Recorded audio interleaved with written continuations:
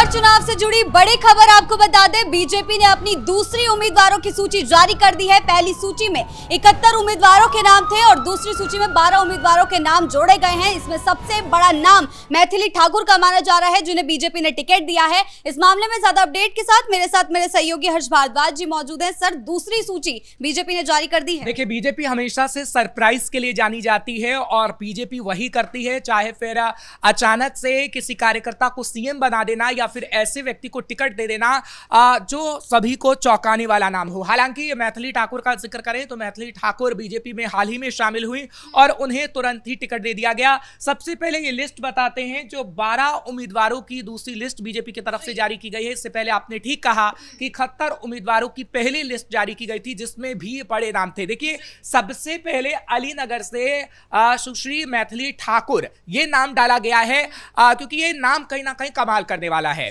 ये सिर्फ अपने ही सीट पर कमाल नहीं करेगा, ये पूरी बीजेपी के लिए कमाल करेगा, क्योंकि मैथिली ठाकुर की फैन फॉलोइंग बिहार में कितनी अच्छी है वो हर एक व्यक्ति जानता है। सिर्फ फैन फॉलोइंग उनकी बिहार के अंदर ही नहीं, पूरे देश के अंदर है, जिसका फायदा कहीं ना कहीं बीजेपी को जरूर मिलेगा।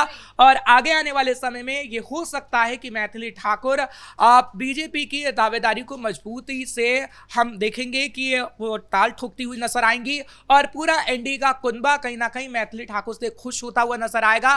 क्योंकि जिस तरीके से प्रधानमंत्री नरेंद्र मोदी के बारे में उन्होंने बातें कही और कहा, सराहा कि मैं उनसे प्रेरणा लेती हूं और इसलिए मैं बीजेपी में शामिल हुई। हालांकि कुछ और नाम हैं, उन नामों का भी जिक्र कर लेते हैं फटाफट से और उसके बाद एक एक सीट का समीकरण भी बताएंगे। दरअसल हायाघाट से श्री रामचंद्र प्रसाद को उतारा गया है।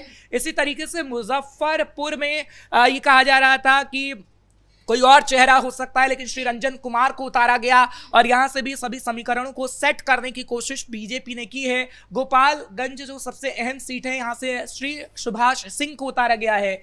बरियापुर की बात करें तो श्री केदारनाथ सिंह का नाम सामने आया है।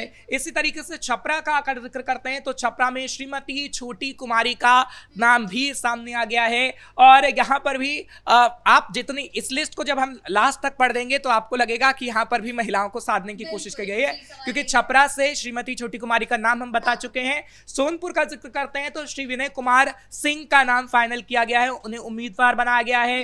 रोसड़ा से अगर बात करें तो श्री वीरेंद्र कुमार को बनाया गया है उम्मीदवार। इसी तरीके से बाढ़ एक अहम सीट, यहां से डॉक्टर सियाराम सिंह को उतारा गया है और अगी आंव से श्री महेश पासवान को, शाहपुर से श्री राकेश ओझा को, लेकिन लास्ट में बक्सर से भी एक बड़ा नाम है, यानी पूर्व आईपीएस श्री आनंद मिश्रा को मैदान में उतारा गया है। इन समीकरणों के बारे में जरूर जानेंगे, लेकिन उससे पहले एक बड़ा सवाल यह है, एनडीए महिलाओं को साधने के लिए बड़े बड़े दांव खेल रहा है और खासकर बीजेपी ने इससे पहले वाली जो सूची आई थी उसमें भी 9 महिलाओं के नाम शामिल थे और इसमें भी महिलाओं के नाम शामिल है, तो महिलाओं के लिए एकदम से तवज्जो जो है वो बहुत ज्यादा दी जा रही है। देखिए, प्रधानमंत्री नरेंद्र मोदी जब बिहार के अंदर आए थे तभी उन्होंने साफ तौर पर यह कह दिया था कि महिलाओं ने जितना कहीं ना कहीं महिलाओं को जितना विकास की और अग्रसर किया जाएगा उतना हमारा भारत देश मजबूत होगा। उन्होंने सिर्फ बिहार की बात नहीं की थी कि हमारा बिहार मजबूत होगा अगर हम बिहार के अंदर महिलाओं को आगे ले जाने की कोशिश करेंगे और विकास करेंगे,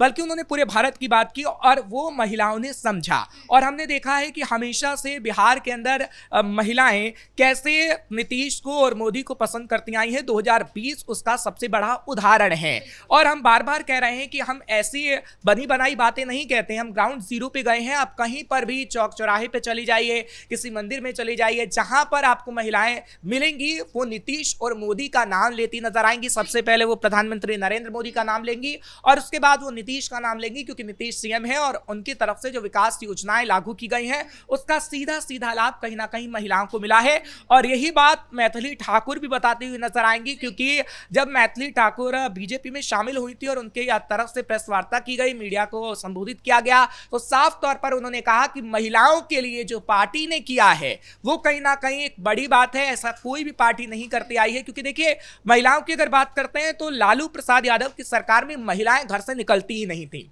5 बजे के बाद घर में लॉक हो जाना कि कहीं ना कहीं कोई उन्हें परेशान कर देगा, तो रोजगार तो दूर की बात है कि वो कहीं ऑफिस जाएंगी या फिर उन्हें घर में रोजगार मिलेगा। लेकिन नीतीश के आने के बाद परसेप्शन 2005 के बाद परसेप्शन थोड़ा चेंज हुआ।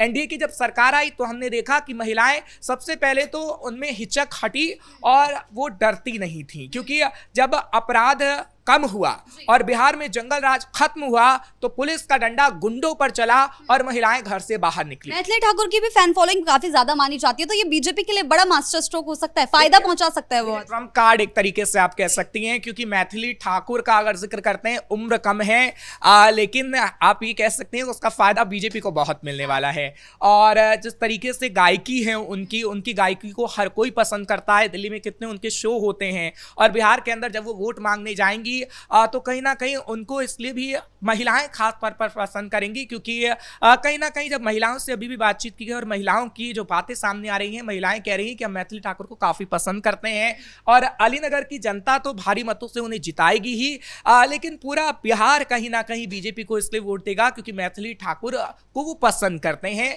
और जो उनकी गायकी है उनको पसंद करते हैं। लेकिन अगर श्रीमती छोटी कुमारी का भी जिक्र करें छपरा से, तो कहीं ना कहीं ये नाम भी काफी अहम है, महिला हैं और इनका नाम पहले से ही फाइनल किया गया था क्योंकि इन्होंने काफी काम किया है। जब ये मैदान में नहीं भी थी तब भी इनकी तरफ से काम किया गया, जमीनी कार्यकर्ता हैं ये, और महिलाओं को जिस तरीके से काम दिया गया है, क्योंकि नीतीश कुमार की तरफ से जो काम बनाने का दिया जा रहा है, क्योंकि देखिए अगर कोई भी महिला है घर में ये काम कर रही है तो उसे रोजगार से जोड़ा जा रहा है। जीविका देखिए हम बार बार बात करते हैं, देखिए तेजस्वी यादव की तरह कोई ऐलान नहीं कर दे रहा है कि तेजस्वी यादव ने कहा हर एक व्यक्ति को हम सरकारी नौकरी देंगे घर के, लेकिन आखिर वो होगा कैसे? आप उसकी बात करिए कि आप हर घर के व्यक्ति को रोजगार से जोड़ेंगे कैसे, आपने वो तो नहीं बताया, लेकिन वो नीतीश कुमार ने अच्छे से कर दिया। चाहे इस वक्त महिलाएं छठ का सूप ही क्यों ना बना रही हो घर के अंदर, लेकिन वो रोजगार से जुड़ी हुई हैं, उसके लिए उन्हें पैसा मिल रहा है और ये बात खुद महिलाएं कहती हैं, जो एक बड़ी बात है। और निश्चित तौर पर आप आगे आने वाले समय में देखेंगी कि मैथिली ठाकुर कमाल करके दिखाएंगी, श्रीमती छोटी कुमारी कमाल करके दिखाएंगी। हालांकि बक्सर की बात करते हैं तो श्री आनंद मिश्रा भी जो पूर्व IPS हैं वो भी कमाल करके दिखाएंगे और ये सारे नाम कमाल करके दिखाने वाले हैं। कमाल करेंगे तो ही कमल खिलेगा। जी बहुत बहुत धन्यवाद आपका इन तमाम जानकारियों के लिए। तो एनडीए एक के बाद एक मास्टर स्ट्रोक खेलते जा रहा है, सभी दल अपने अपने उम्मीदवारों की सूची जारी कर रहे हैं। ऐसे में बीजेपी ने दूसरी सूची जारी कर दी है। पूरा एनडीए जो है महिलाओं को तवज्जो दे रहा है, वोटर्स को साधने की कोशिशों में जुटा हुआ है। आगे चलकर और कितनी सूचियां सामने आती हैं इस पर हमारी नजरें जो है बनी रहेगी। ब्रेकिंग न्यूज में फिलहाल इतना ही। कैमरा पर्सन अशोक के साथ मैं शिवानी रतूड़ी, कैपिटल टीवी बिहार।